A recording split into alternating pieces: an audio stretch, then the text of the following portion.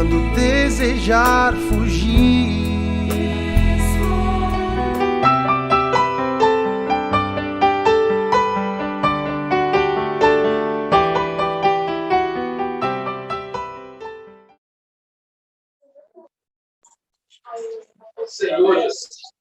Pode, Neemias. Pode ir. Som. Boa noite a todos, peço a atenção de todos. Estamos aqui no Expo Livro, Paixão pela Leitura, na cidade de Barra Mansa. Estamos felizes, porque Deus abriu a porta aqui e Deus está preparando um exército de vencedores. Ele está fazendo uma convocação para você se alistar. Então, você que está aqui no Expo Livro, você que está assistindo aí em casa, pedimos agora, separe tudo e consagre esse tempo para o Senhor, para ouvir a palavra do Senhor, que o Senhor tem falado para nós. O Expo Livro tem sido uma ferramenta muito preciosa na mão do Senhor para fechar essa era, para montar esse exército de jovens, exército de vencedores, tá bom? Então, agora eu queria apresentar o Sandro Sibux, nosso irmão que vai ministrar essa noite a palavra, e também orar por ele, para que o Senhor abençoe, use o seu servo, use esse canal. E se você ainda não veio no Expo Livro em Barra Mansa, eu convido você para vir até aqui, participar do Expo Livro, está uma bênção nessa cidade. Amém? Sandro, por favor, vamos orar agora. Senhor Jesus, obrigado, Senhor. Obrigado pela vida do nosso irmão Sandro. Pedimos que o Senhor possa abençoar a vida do seu servo. O Senhor usa ele essa noite para falar, Senhor, falar aquilo que está no teu coração. O Senhor está formando um exército. O Senhor quer fechar essa era. O Senhor precisa de exército de vencedores. Unja o teu servo, Senhor. Usa a sua boca, usa o seu canal. Obrigado por essa transmissão. Sustenta essa transmissão. Abençoa o ambiente aqui também, a carreta do Expo Livro. Nós te louvamos, Senhor, pelo que o Senhor tem feito. Grandes coisas tem feito, Senhor, por nós. Por isso nós estamos alegres. Abençoa o teu servo em nome de Jesus. Amém. Amém. Obrigado, Neemias. Obrigado a todos, boa noite a todos, ouvintes, aos irmãos presentes também, aqui no Expo Livro. E a satisfação, né, estar com todos aqui nessa transmissão. E nós vamos falar hoje sobre um livro. É o livro O Exército de Vencedores. O autor é o Pedro Dong. E eu confesso a vocês, eu fiquei extremamente impressionado com esse livro, com a leitura e também com a revelação que esse livro traz da palavra de Deus. Sabemos que a Bíblia é o livro que deve nortear a nossa vida e, de fato, né, nos dá uma vida vencedora. Então, nós vamos iniciar, né? Primeiro, vamos falar da nação de Israel, né? A nação de Israel é importante no contexto bíblico, histórico também, porque foi desse povo que saiu o nosso Senhor Jesus, né? Prefere que tire? Vou tirar a máscara aqui, pessoal. A distância está boa aqui, tá, irmão? Está bem distante. Se for motivo, então, essa nação é uma nação de extrema importância para o contexto bíblico e também na história do povo de Deus. Então, quando o Senhor Jesus foi crucificado, então, naquele momento ali, né, houve uma interrupção da história desse povo de Israel, e aí inicia-se, então, a história da igreja, que é o período que nós vivemos atualmente, que a gente chama de, né, o período da era da igreja, e também a era da graça, né? Hoje a salvação é pela graça, é pela fé, graças ao Senhor por isso. Mas sabemos que essa nação ainda está dentro do plano de Deus. Então, em função disso, né, alguns sinais que nos dá uma informação importante da volta do Senhor, que é um momento crucial dessa era. Então, em 1948, houve um grande sinal. Esse sinal que aconteceu foi quando a nação de Israel voltou para a sua terra natal, né? Hoje conhecido como Palestina. Então, nesse momento, né, graças a um brasileiro também, chamado Oswaldo Aranha, que ele estava naquele momento na Assembleia das Nações Unidas, e foi importante para que, finalmente, houvesse a aprovação dos demais países para que a nação de Israel pudesse, então, voltar à sua terra natal. Então, isso foi um grande sinal que aconteceu, e foi logo depois da Segunda Guerra Mundial, a Segunda Grande Guerra, que concluiu, né, por volta de 1946. A partir daí, né, nós vemos que o governante daquela nação naquela época, conhecido como Davi Ben-Gurion, ele teve um grande desafio, que era, né, fazer com que esse povo voltasse para a sua terra, entretanto, que também houvesse um exército que tivesse capacidade para proteger aquela nação. Só que, né, poucas pessoas tinham retornado e também não havia ainda, efetivamente, um treinamento militar para que eles pudessem ver. Então, esse governante, né, ele preparou 3 diretrizes principais para que houvesse, então, para que houvesse ali a estruturação dessa nação nova que estava retornando para a sua terra. Então, vemos ali, né, representado por aquelas 3 colunas, né, que essa sociedade fosse, ao mesmo tempo, civil e militar, também que houvesse ali definido uma elite, principalmente entre os jovens, que pudesse, até então, liderar, né, os exércitos, né, principalmente os jovens que estudavam nas universidades e faculdades, e, finalmente, que também houvesse uma expansão territorial para que não houvesse áreas vazias que pudessem favorecer a entrada de outras nações, principalmente as nações inimigas. Então, lembrando ali, né, daquele versículo de Neemias, capítulo 4, versículo 17, os carregadores que por si mesmos tomavam as cargas, cada um com uma das mãos fazia a obra e com a outra empunhava a sua arma. Então, era uma colher de pedreiro numa mão e, né, uma espada na outra. Assim foi reedificados os muros de Jerusalém, né, no período em que o povo estava ali sob o jugo de Babilônia. Então, essas diretrizes, na verdade, são aplicáveis hoje na história da igreja, na vida da igreja.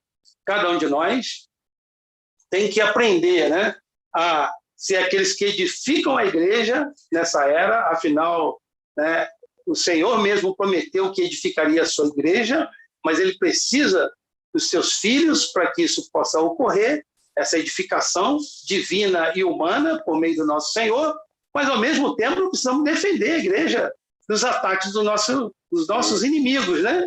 Não vou dizer só um inimigo, há outros inimigos que a gente vai ver a seguir. E como que a gente ia fazer isso, né? Edificando a igreja e cuidando, ao mesmo tempo, essa edificação é por meio do cuidado e do apacentamento dos irmãos, né? Dos filhos de Deus, e, como já foi dito, né? Defender a igreja dos ataques do inimigo. Então, todos, ao mesmo tempo, trabalhavam e defendiam o território, né? E assim como é na igreja hoje. Então, tomando esse princípio, né, como um modelo para nós. Entretanto, a gente precisa ficar bem claro de qual é a vontade de Deus, né? Talvez a gente fale assim, Deus faz a vontade dele na minha vida, né?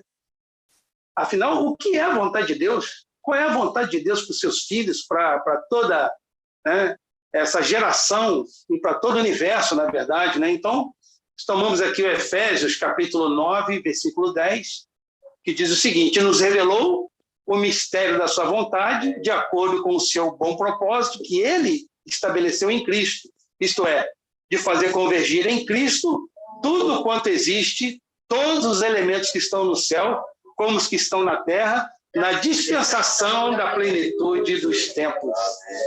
É maravilhoso ver isso, né? Que a vontade de Deus é convergir tudo em Cristo. E podemos ver também que Deus administra esse tempo, né? Afinal, o nosso Senhor, o nosso Deus, né?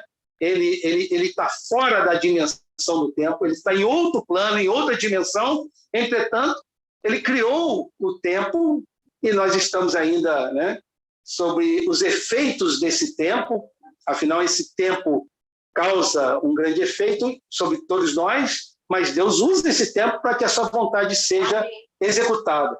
Então, esse tempo que Deus administra, né, nós chamamos de dispensação ou economia, que ocorre ao longo dos tempos, desde a criação da terra, do homem, e o que ele deseja é colocar todas essas coisas debaixo do encabeçamento de Cristo. Essa palavra convergir tem a ver com encabeçar, ou encabeçamento.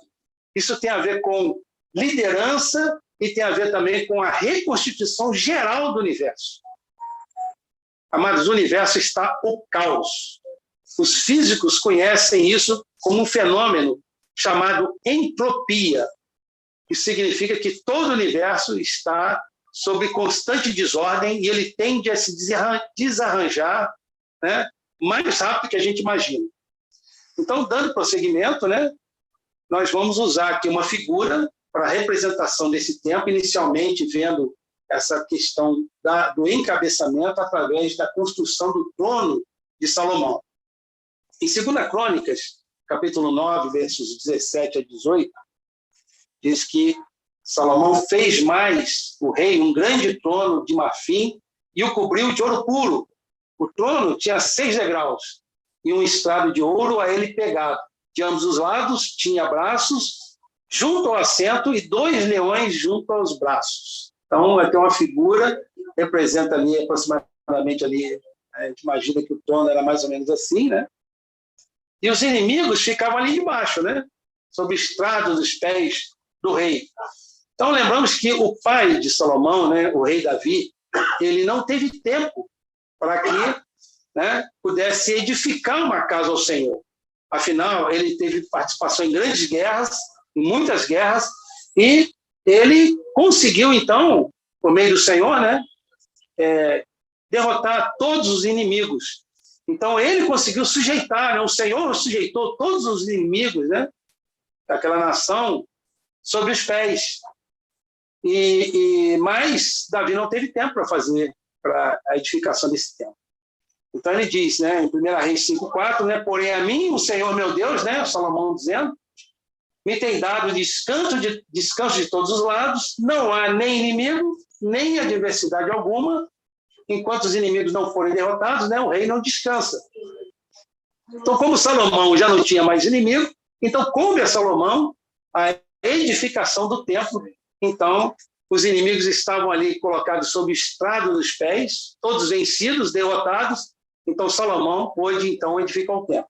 Então, vamos ver mais sobre esse trono de Salomão, o que ele significa para nós, né? Esse trono tinha 6 degraus. E esses degraus, eles representam os 6 dias da criação e também 6.000 anos. Ali eu botei uma referência aos 6 degraus do trono, que está também nesses versículos 17 e 18 do capítulo 9 de 2 Crônicas. Então, de acordo com o registro de Gênesis capítulo 1, 6 dias foi o período, o tempo necessário para a criação, né? Criação que Deus fez, né? E no 7º dia, ele pôde descansar de tudo que ele havia feito. Então, 2 Pedro, usando esse versículo de 2 Pedro, capítulo 3, versículo 8, há, todavia, uma coisa, amados, que não deveis esquecer, que para o Senhor um dia é como 1000 anos, e 1000 anos como um dia. As coisas da Bíblia não estão assim soltas, assim, à toa. Ninguém colocaria essas referências na Bíblia se não tivesse um propósito. Deus tem um propósito para tudo. Então, ali vemos a revelação desses 6 dias, nesse trono de Salomão, e o estrado é a parte mais alta do trono, onde o rei poderia descansar os pés, né? Geralmente o trono é alto, né? Se o rei não tiver um estrado para o pé, ele vai ficar ali ainda, né, sem um descanso total. Então, esses 6 degraus representam 6.000 anos. Cada degrau é 1000 anos, como está em 2 Pedro. Um dia para o Senhor é como 1000 anos para nós. Então, 6 degraus simbolizam o tempo necessário para a execução da vontade de Deus, e representado pelos 6 dias da criação, e o 7º dia, que é a plataforma final, onde o rei vai descansar, representa mais 1000 anos, seria o 7º dia. e então onde o Senhor vai poder descansar os seus pés. Aí vem um detalhe interessante. Se nós contarmos desde a criação de Adão até hoje, já passou os 6.000 anos. Já passaram os 6.000 anos. Nós estamos no ano 2021. Entretanto, a gente precisa considerar que esse tempo final é contado a partir da morte do ungido. O ungido é o Senhor Jesus, e ele morreu aproximadamente próximo ao ano 30, depois que começou a contar, né, esse calendário que nós temos hoje. Então, no ano 30 foi a crucificação do Senhor, né, onde foi morto ungido ali na cruz, e aí ali é que começa a contar. Então, aí que vem um detalhe importante. Se nós estamos no ano 2021, né, o Senhor deverá voltar, então, em 2030. Até 2030. Nossa, então, irmãos, nós temos pouco tempo. É urgente que nos preparemos para a volta do Senhor. A melhor coisa a fazer é lutar ao lado do Senhor. Bem, esse descanso também na Bíblia é tipificado pela boa terra de Canaã. O povo saiu do Egito, que representa o mundo, andou pelo deserto por 40 anos. A maioria do povo não entrou no descanso do Senhor, por causa da desobediência e da incredulidade. Por isso, né, Hebreus capítulo 4, versículo 8 a 11, diz: ora, se Josué lhes houvesse dado descanso, não falaria posteriormente a respeito de outro dia. Portanto, resta um repouso para o povo de Deus, porque aquele que entrou no descanso de Deus, também ele descansou de suas obras, como Deus das suas. Esforcemo-nos, pois, por entrar naquele descanso, a fim de que ninguém caia, segundo o mesmo exemplo da desobediência. O povo que saiu do Egito, por causa da incredulidade, ficou murmurando no deserto, e esse povo não entrou na boa terra. Apenas a geração que nasceu no deserto, então, ali, né, mais tarde, liderados por Josué, puderam, então, cruzar o Jordão e entrar em Canaã. Isso traz para nós, né, um alerta e um ensinamento. Está mostrando o seguinte: a maioria não vai entrar. Mas não se assustem. Tem saída também. Tem saída. A desobediência é não se sujeitar à autoridade de Deus e não submeter ao encabeçamento de Cristo. Ou seja, a maioria está preocupada apenas em satisfazer as suas próprias necessidades. Porque, afinal, podem pensar, Deus não precisa de nada. Deus criou todas as coisas, Deus tem tudo. Mas vejam, Deus criou o tempo para que houvesse, então, uma restauração de todo esse caos. E esse caos foi causado pelo inimigo de Deus, que também hoje é o nosso inimigo. Esse inimigo, Satanás, entrou no homem ao invés de entrar Deus. Deus queria habitar para sempre no homem. Mas quem entrou no homem por meio do fruto da árvore do conhecimento do bem e do mal foi a vida satânica, a vida maligna, que trouxe um grande prejuízo para a criação de Deus. Graças ao Senhor, no tempo certo, veio Jesus, morreu por nós, e todo aquele que nele crê não perece, mas tem a vida eterna, pois recebeu a vida de Deus. Graças ao Senhor. Então, esse descanso é o 7º período de 1000 anos, onde Deus vai preparar esse tempo para que possa habitar junto com seus filhos. Então, há uma condição para entrarmos nesse descanso, e a gente precisa conhecer ela. O Davi, o rei, depois de derrotar todos os seus inimigos, ele recebeu descanso, e ele quis também dar um descanso para Deus, erigindo o templo. Mas ele não pôde fazer, porque havia muito sangue derramado por meio das suas mãos. Então, isso foi dado, essa graça, ao seu filho Salomão, que então pôde edificar um templo. E esse templo, na verdade, hoje é o nosso espírito. Amém. Que nós sejamos o templo de Deus hoje, onde Deus pode habitar, mas Ele quer também achar descanso em nós. Amém. O problema é que a gente não dá descanso para Deus ainda. Então, se eu não souber viver no descanso de Deus, não poderei dar descanso para Deus. Parece que a gente não cresce, né? Criança é assim, não dá descanso para os pais. Depois que cresce, ainda dá trabalho. Mas quando amadurece, aí Deus, o pai descansa, né? A mãe descansa. Deus quer descansar, irmão. Mas Ele não quer descansar sozinho. Ele quer descansar com cada um de nós. Então nós temos que nos esforçar para entrar nesse descanso. Para receber a vida de Deus, não precisamos fazer esforço nenhum. Bastou nos crer, invocar o nome do Senhor, confessar que Jesus Cristo é o Senhor, receber o Senhor no nosso coração. Com o coração se crê e com a boca se confessa a respeito da salvação. Todo aquele que invocar o nome do Senhor será salvo. A condição para receber essa salvação é só uma coisa: fé. É crer e receber. Isso é a graça. É de graça. Não pagamos nada. Mas a salvação não para por aí. Ela tem mais algo. Então, para aqueles que querem prosseguir no conhecimento de Deus, precisa de ter mais uma salvação. Essa salvação adicional precisa de crescer, amadurecer e entender qual é a vontade de Deus. E parar de ficar só pedindo que Deus faça a nossa vontade, né? Deus, então, fica só nos servindo, só nos servindo. Quando nós vamos servir o Senhor? Acho que está na hora de servir o Senhor. Deuteronômio 12, não procedereis em nada segundo estamos fazendo aqui, cada qual tudo que bem parece aos seus olhos. Porque até agora não entraste no descanso da herança que vos dá o Senhor, vosso Deus. Então agora não é questão de fazer o que a gente quer, não. É fazer o que Deus quer. Se a gente conhecer a vontade de Deus, então cabe a nós nos humilharmos diante do Senhor, falar: Senhor, faça-se em mim a tua vontade. Eis-me aqui, Senhor. Amém. Então uma pessoa assim, né, que só pensa em si mesma, nas suas próprias vontades, não pode dar descanso para Deus, pois vive por conta própria e não sob o encabeçamento de Cristo. A boa terra de Canaã é Cristo como nosso descanso. Então as nossas opiniões, nosso velho homem, quando a gente nasceu em Cristo, se tornou uma nova criatura. Mas dentro de nós tem uma briguinha lá. Tem o velho homem também. De vez em quando ele quer aparecer. Então esse velho homem tem que morrer. Porque ele já morreu na cruz. Mas, de fato, ele ainda aparece no nosso viver. Então, uma luta interior. Esse é um grande inimigo. Ele precisa ser derrotado.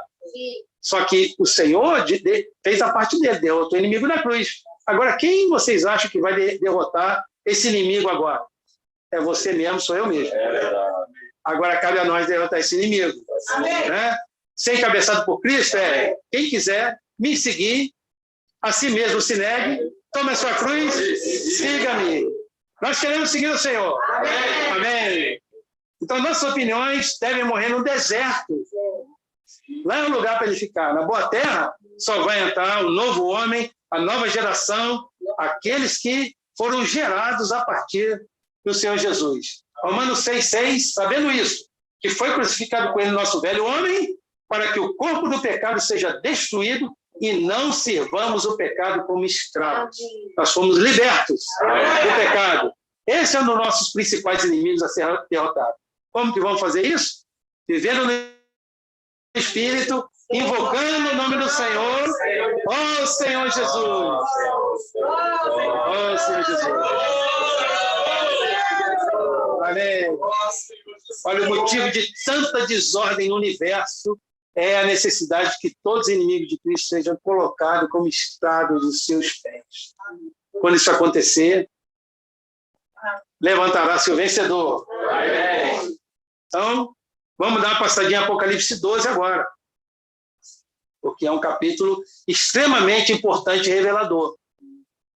Ele fala de uma mulher vestida do sol e fala também do filho varão. Então, esse Apocalipse 12, né? Eu vou ler para vocês aqui rapidamente. Ele fala o seguinte, né? Apocalipse 12, viu-se grande sinal no céu, a saber, uma mulher vestida do sol, com a lua debaixo dos pés e uma coroa de 12 estrelas na cabeça, que, achando-se grávida, grita com as dores do parto, sofrendo tormentos para dar à luz. Viu-se também outro sinal no céu, e eis o dragão, grande, vermelho, com 7 cabeças, 10 chifres, e nas cabeças 7 diademas. A sua cauda arrastava a terça parte das estrelas do céu, as quais lançou para a terra. E o dragão se deteve em frente da mulher que estava para dar à luz, a fim de lhe devorar o filho quando nascesse. Nasceu-lhe, pois, um filho varão, que há de reger todas as ações com cetro de ferro. E o seu filho foi arrebatado para Deus até o seu trono. Bem, aqui tem um mistério aqui. Então, Apocalipse 12 fala dessa mulher. Que mulher é essa, vestida de sol, com a lua debaixo dos pés? Essa mulher é a igreja, ela representa a igreja. Mas a igreja, ou seja, ela está vestida de Cristo, vestida do sol, porque o sol da justiça é o nosso Senhor Jesus, né? Ele é o sol da justiça, mas quando ele voltar a segunda vez, ele virá como a estrela da manhã. O sol da justiça todos viram. Ele apareceu lá em Israel, né? E ele recebeu o Espírito Santo como uma pomba, todos viram, né? Mas agora ele voltará, né, como a estrela da manhã. É importante que a gente esteja preparado, está acordado e não dormindo nesse dia. Então ela representa, né, essa mulher, todo o povo de Deus. Mas hoje essa mulher representa toda a igreja, a cristandade, a aparência do reino dos céus. Mas a gente não pode ficar na aparência, a gente tem que estar na realidade. Não é só assim dizer que ama o Senhor de boca, não, mas é de fato e de verdade. Então essa mulher também é falado nesses versículos que ela grita as dores do parto a fim de dar à luz a um filho varão. Esse filho varão representa a linha dos vencedores, aqueles que não amaram a própria vida, a vida da alma, que faz o que quer, que tem desejos de que Deus dá um monte de coisa para a gente, mas a vontade de Deus fica colocada de lado. Então, aqueles que resolveram, né, a iniciativa de se colocar ao lado do Senhor e não fazer a sua própria vontade, mas fazer a vontade do Senhor, né, não se deixou levar pela sedução do nosso inimigo Satanás e pelos desvios da palavra, que são muitos. Muitos se desviaram da palavra, interpretando a palavra de Deus ao seu bel prazer, às suas próprias necessidades. Mas hoje, o momento do parto está para acontecer. Amém. A mulher está gritando, né?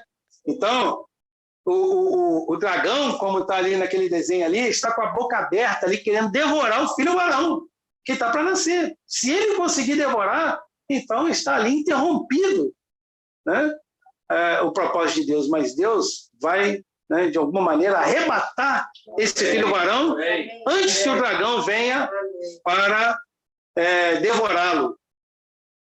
Ó Senhor Jesus. Você quer fazer parte da mulher ou do filho varão?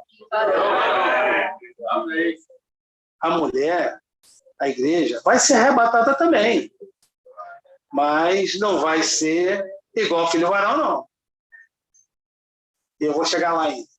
Então, nós hoje não podemos ser enganados, levados pelas filosofias que tanto têm sido divulgadas hoje. São ideias, né? Filosofias, ou seja, causas mundanas, direitos, né, da sociedade como um todo, né? E muitos participantes de militâncias, né, que incitam ódio, lutas, divisões, pois nossa luta é outra. Não vamos entrar nessa. Não vamos entrar nessa. Tudo isso é um engano, é um engodo de Satanás. O inimigo fica manobrando essas coisas para haver mais confusão. Quanto mais confusão houver, melhor para ele. E todo mundo vai aí querendo fazer o bem, mas não vai conseguir fazer o bem. Ainda no final, poderá fazer o mal. Então, esse exército, esse filho varão precisa se colocar como um exército de Deus, um exército de vencedores. Amém. Jerusalém, né, tinha ali uma fortaleza que é chamada de Sião. O Monte Sião, na verdade, essa fortaleza é o descanso de Deus. É aqueles que lutavam ao lado do Senhor quando havia necessidade. Então, eu vou dizer para vocês, aliste-se já. Agarrou aqui, né? Eu vou falar de novo, aliste-se já. Tem que se alistar, né? É difícil para quem do Rio de Janeiro falar assim, né? Aliste-se já. Não perca tempo. Porque, não é? É aqueles que lutam pelo reino de Deus, pela vontade de Deus. Eu vou ler o Salmo 110, versículos 1 a 3. Disse o Senhor ao meu Senhor: assenta-te à minha direita, enquanto os teus inimigos façam objeto de descanso para teus pés.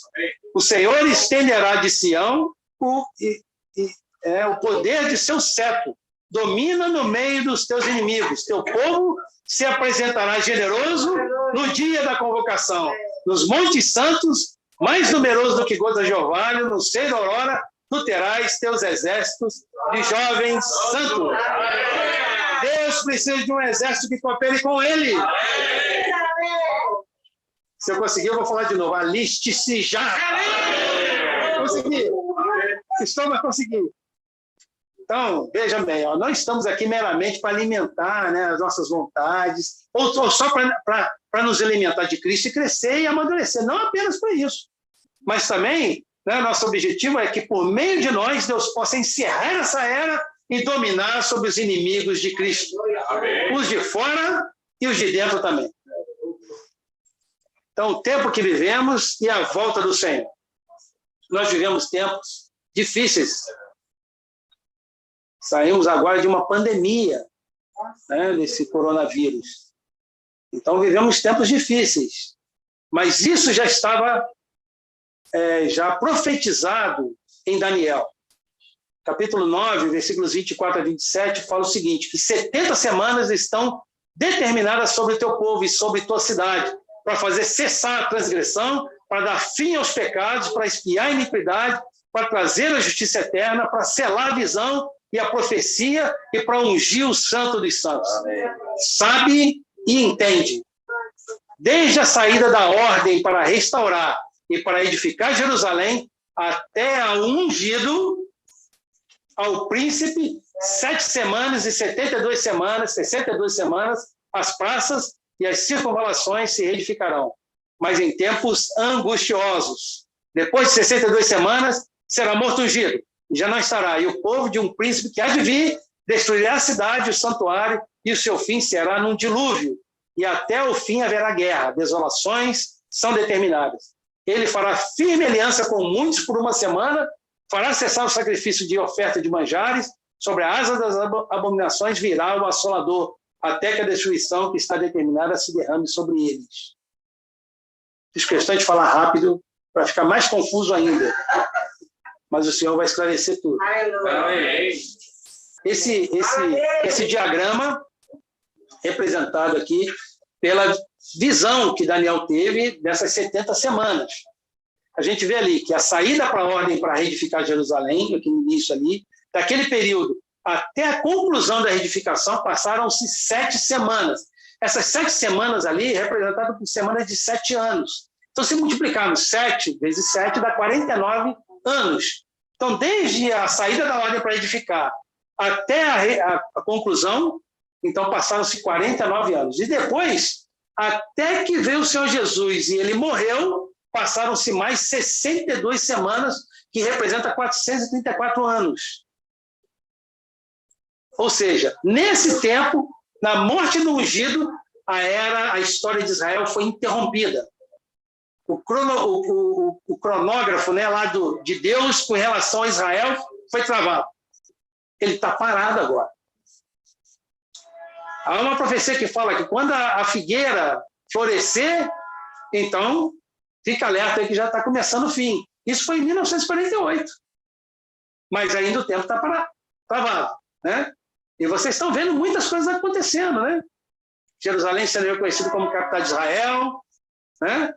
A paz sendo selada em alguns povos árabes, né? Juntamente com a nação de Israel.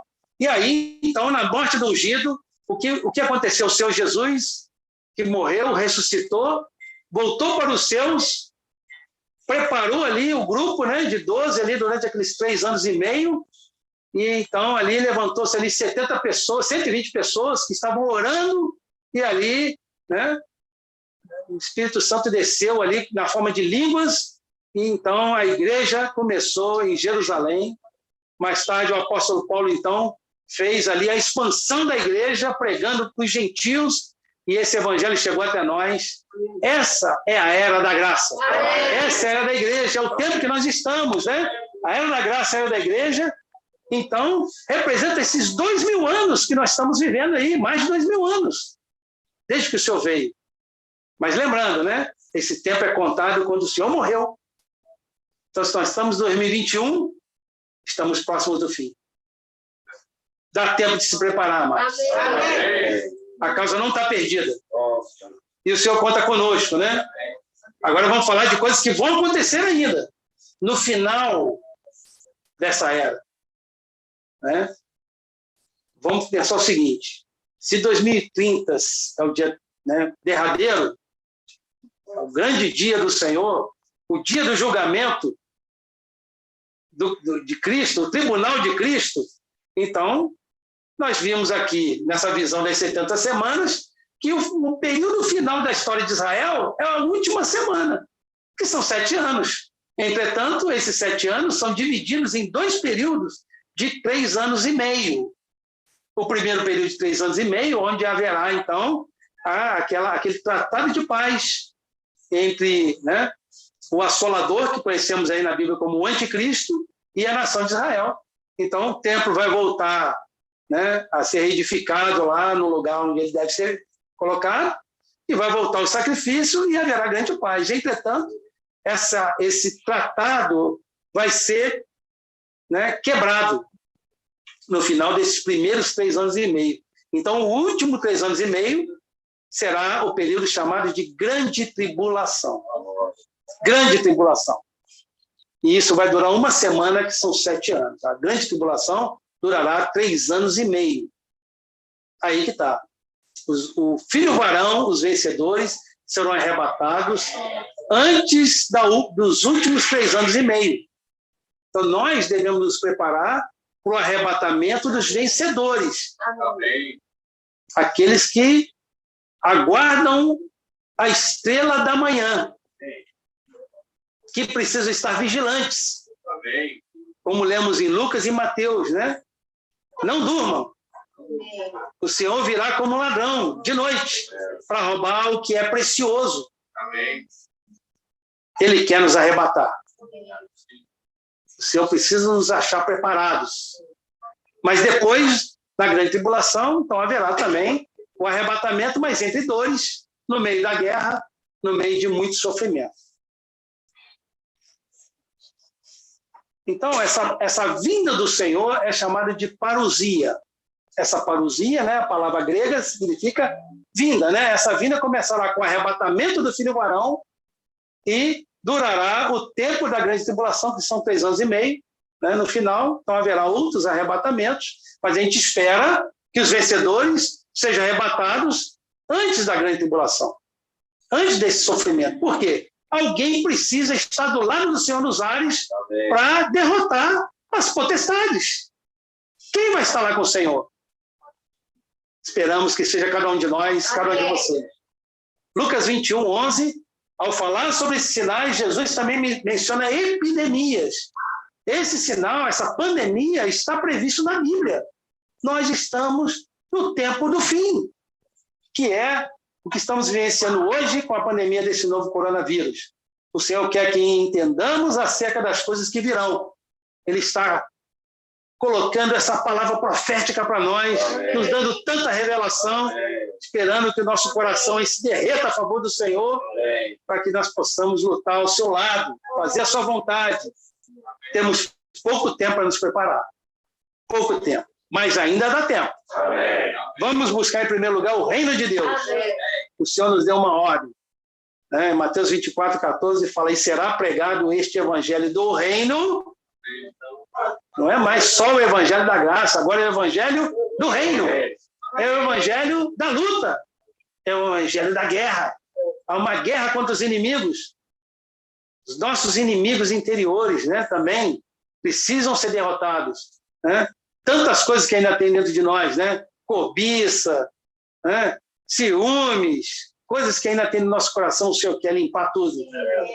Amém?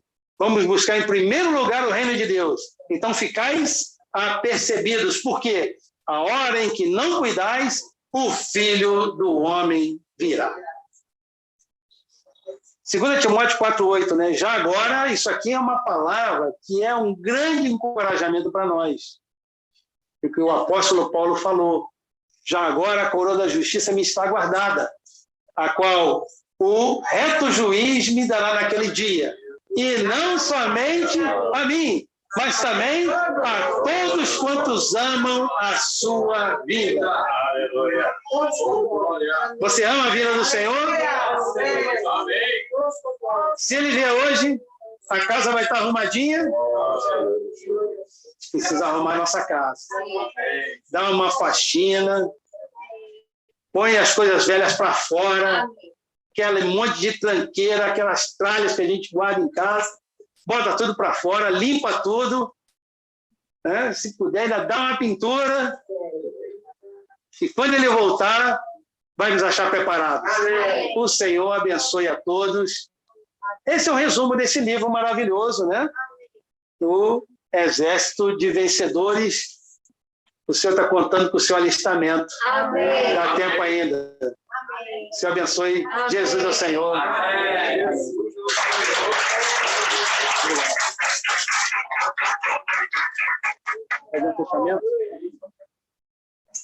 Amém.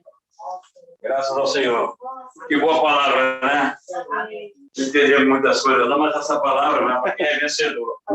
Santo, vem aqui ainda, eu quero te presentear. Da direção, os irmãos, eu presenciar o irmão que falou com tanto brilho. Essa palavra não é fácil, mas essas palavras são palavras para os tempos finais, são palavras para vencedor. Por isso, irmão, nós somos um pequeno rebanho. Quem não entendeu direito, adquire o livro.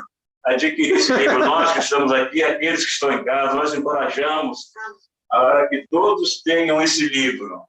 Sim. Exército de Vencedores. Foi falado, nós estamos em uma guerra.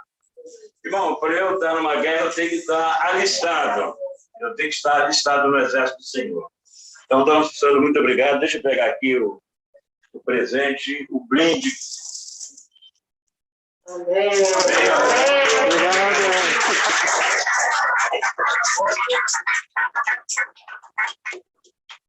Não parece não, mas eu tô rindo, tá? Obrigado, Sandro. Eu queria aproveitar a oportunidade, irmão, dizer para aqueles que estão aqui, até mesmo para aqueles que estão em casa, que amanhã haverá 2 palestras com a irmã Shana Dong. Amém. Esse livro aqui é Uma Mulher Corajosa em Construção.